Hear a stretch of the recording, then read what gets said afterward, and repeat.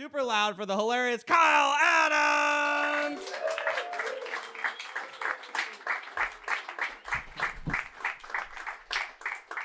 How's it going, everybody? Doing good? Awesome. So I'm happy to be here, even though Eliza just blew up my spot about the corn dog. Like, that's not cool. You take Eliza to one carnival and she becomes a blabbermouth. That's... Desperate times call for desperate measures. I am a pot smoker. Make some noise if you smoke pot. All right, in Portland, I might as well say, make some noise if you breathe air. Very close. I like to hotbox my car. Anyone else? Irresponsible? Anyone? Anyone else? And if you don't know what hotboxing your car is, that's when you systematically take all of the oxygen in your car and turn it into weed smoke, is what you do. You completely replace it. When you hotbox your car, you have to play a few games. My favorite game while hotboxing my car is I play chess with cops on the highway. Like, I like to know where you're at all times. Like you can't move diagonally. You're not a bishop. Also, I always have a pawn in between me and the cop. And by pawn, I mean a Prius with expired tags and a headlight that's out. I need a decoy car. I need a decoy car, indeed.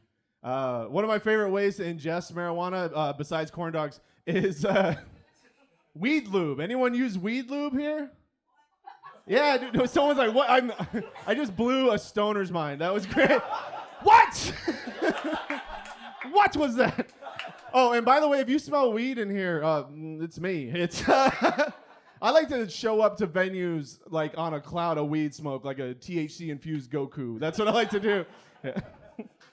No, weed lube. Weed lube is a lot of fun, by the way. There are some downsides. Your dick gets the munchies. Yeah. Yeah, my penis put a burrito in the microwave for 4 hours and forgot about it.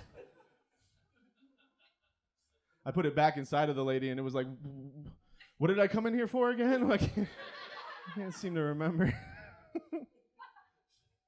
Most alarming is I don't know how to get this Cheeto out of my urethra.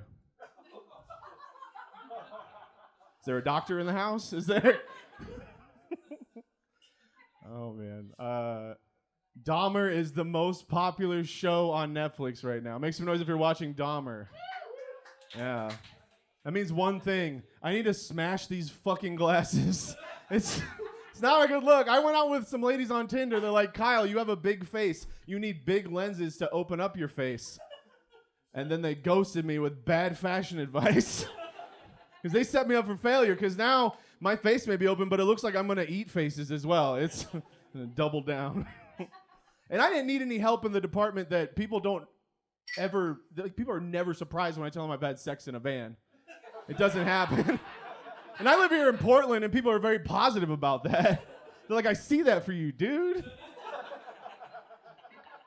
And I know what you're thinking. At least he's having sex at home. That is right. I had sex in a van at a Renaissance fair. I know what you're thinking. Not historically accurate. You would be right. I tried to stay in character the whole time, though. I was like, "Milady, where would you like me to spilleth my seed?" And she was like, "Come on my tits. What's wrong with you? Are you weird?" I was like, I thought it was agreed upon that we're both weird. We're here at a Renaissance festival. Oh, man. I've been traveling for comedy, which has been fun. I've been driving through a lot of rural parts of Washington, which is not fun. I don't know if you've been to, thank God I'm white Washington, but I frequently travel through there. I don't know, parts of Washington I don't think the internet has gotten to yet, except for QAnon channels. They just have have a direct link to QAnon. That's it. They have dial-up QAnon. They have. There's a lot of intense people out there. They have really intense opinions that they plaster on the back of their trucks, and their opinions are so intense now that they can't find bumper stickers that represent them in stores. So now they make their own. Have you seen these artisanal redneck bumper stickers? My favorite one I saw, it just said, "Wokeness equals ignorance. Ignorance equals bondage." I was like, wow, that is a lot. But it's a little ironic because my bumper sticker just says, bondage. It's a pretty good time. It's pretty good. I like it. Also, I don't think those people are being honest with themselves with how much bondage is a part of their life. I've seen their belt buckles. They are absolutely huge. And it would be really cute to find out that a redneck's safe word is tarnation. That means stop, Mike.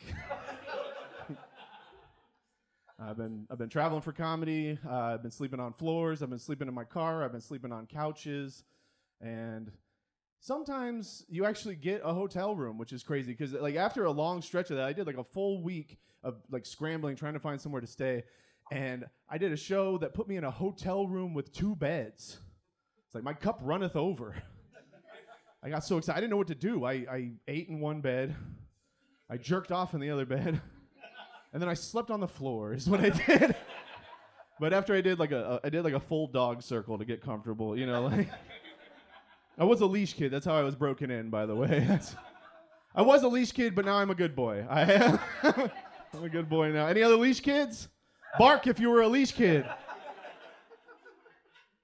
I would have recognized the leash kid. You guys would have sniffed my butt on the way in. That's how we say hello. That is. They say that leash kids were abused, but I don't think I had it as bad as kennel kids. Kennel kids don't get to go on vacation. They do. All right, that's the line. There's the line. I found the line, kids in kennels. Big surprise there. I'm in therapy, by the way. Make some noise for therapy, everyone. Yeah. You hear that, gentlemen? That's mostly women clapping. It is. Because there's a lot of dudes out there that are auditing therapy from their girlfriends. I'm sorry, what I meant to say was you're bootlegging therapy from your new mommy is what you're doing. Mommy too! I got into therapy because I went on a date with a therapist, which I do not recommend. I got analyzed by a therapist on a date. And I thought that this lady liked me. She gave me her number after she had seen me at a show, do a longer set. And I forgot that I did like 10 minutes of dead mom material in that show. So I don't think she was looking for a date. She was looking for a client. She was watching my set like, this is some spicier trauma. I knew it was a bad date because it was a date with a therapist and it only lasted 20 minutes. Yeah, I thought I got the full hour. That's how that works. Nope. That's not how that works. Now, I am in therapy now, but I've been looking for it for so long that now all of my Facebook targeted ads are for therapy. And my favorite one I've seen so far is just called Man Therapy. Thank God, fellas, right? And they're trying to reach men with their advertising. They're saying things like, it's trash day for your brain. It's time to clean out your mental gutters. But depressed people don't do chores. That's not something we're known for. I've been sleeping on the same pile of unfolded laundry for 2 weeks. That's not how you reach me. Also, I clicked the link to Man Therapy, and it just took me to Joe Rogan's podcast, okay? Full circle, baby. Oh, you haven't left your house in a week. Have you tried DMT? Oh, my goodness. Are you folks aware of the restaurant Cracker Barrel? Has anyone been to a Cracker Barrel? Oh, my goodness. Cracker Barrel is coming under fire from Republicans. They're saying that Cracker Barrel is too woke because they added Impossible sausage to the menu. The plantation-themed restaurant Cracker Barrel is too woke, apparently. I don't know if you knew this, but the movie Django Unchained filmed a scene in Cracker Barrel for authenticity. You've never been to a Cracker Barrel, good on you, first of all. Second of all, it's like a Sherry's if Sherry's husband was a Klansman. Everyone that eats there is fat, white, and racist. It's the New Balance crowd. It's fat, white, racist. It's like IHOP if the people who ate there can no longer hop. It's like a more racist Waffle House, if you can imagine that. All right. I worked at a Cracker Barrel, actually. It was my first job. I'm a Floridian. We'll get to that later. I worked at a Cracker Barrel, first job. I no-called, no-showed that job without direct deposits. So I had to show. I eventually had to come in to the biscuit barn and get my final biscuits and gravy check. And there was a woman that worked there, the manager at the time, and she was like, this is really sad. You did a really good job for us, but you can no longer work at a Cracker Barrel again. That was simultaneously the emptiest and twangiest threat I've ever heard in my life. It's like, fine, I don't care anymore. It's not the worst job I ever had. The worst job I ever had was at a little place called Red Robin. Are we familiar? Familiar with Red Robin? Terrible, awful place. Like Red Robin is what happens if a McDonald's fucks a Walmart without a condom. That's what you get. It's a terrible place. The people who work there, we affectionately refer to it as the dirty bird because it's a sanitation nightmare. It is disgusting. When I worked there, we had an issue. We had a hammer with a rubber mallet fell into our gluten-free fryer. We didn't find out about it for 2 weeks. So anytime anyone ordered gluten-free fries at a table, I'd be like, stop! Hammer time! I think that the managers I worked with during that time would be very upset with me. I think that corporate policy is that snitches get stitches. But once we find out what was in the fryer, consumers get tumors is much more accurate. And so there's the line again. Kids in kennels and Red Robin cancer. Okay. Keep your eyes closed, people. Just joking. Oh, man. I like where I'm at now. Like, I work at a fine dining restaurant downtown. I just wish I could be honest with the people I serve, being like, you know what, ma'am? You may think this is a fancy place, but my tie is tucked directly in my underwear right now. This is just a long, expensive pee-bib. That's all this is. Don't ask me to untuck it. It's gross. We play a secret game all day long. Only I know about it. It's called tip to tip. Tip to tip, it tickles. It's gross. Oh, man. Make some noise if you're bullied in here. Yeah. There's a little less than I thought. How many Californians are in here? Because I don't know if you know this. People from Portland, Portland is a city founded by people who were bullied for the most part. I am convinced. I think Portland's city slogan should be, not in the face. And I think it's incredibly evident that we were all bullied because we have so many amazing food options around here. Because we finally have lunch money. It's great. It's great. I was bullied for a long time, especially in middle school. Worst bully I ever had the best bully name, though. Hands down. This is his real name. I am no longer protecting him. His real name was Dallas Slaughter. Yeah. 4 out of 5 purple nurples on that one. Sociopaths agree. Dallas Slaughter. There's not a whole lot of options with that name. You can be a bully, a front man for a death metal band, or a porn star that strictly does anal. And that Dallas Slaughter is a mother of 3. That's right. That name can go both ways. That's... Oh, man. I got hugged by Dallas. That was weird. No amount of therapy can help you when your bully hugs you. This story starts off fun. My mom died when I was in middle school. And... No, it happened 20 years ago. Chill out. My mother died in middle school. They breached like my privacy completely. They told everybody in my middle school class. They're just like, hey, gather around circle time. And Kyle's mom is dead. Heads up.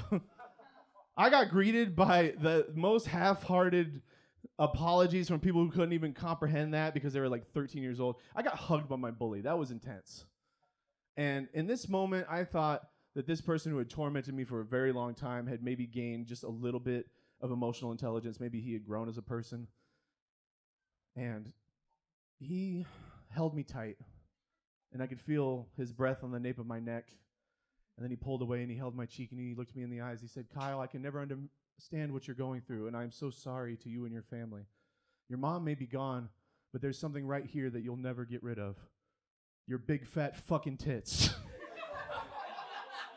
Which will come in handy because it sounds like you're the lady of the house now, Kyle. I know sociopaths, okay? I grew up in Florida. I know sociopaths. I don't think that's where they were created, but that is definitely where they thrive. That is where they... If you want to be someone who doesn't blink and owns a boat, Florida is the state for you. Okay, I'll end with this. First sociopath I was introduced to was my grandfather. Terrible dude. He was like collecting prejudice. He was a racist. He was a homophobe. He was a sexist. I wish he would have lived longer to meet non-binary people. It would have like hot fried his brain. He would have been like, they're doing what? Which is ironic because he got their pronouns right on the first try. I don't know how you managed to do that. It's pretty woke for a dead guy from the South. All right, hey, thank you so much, everybody. I appreciate you.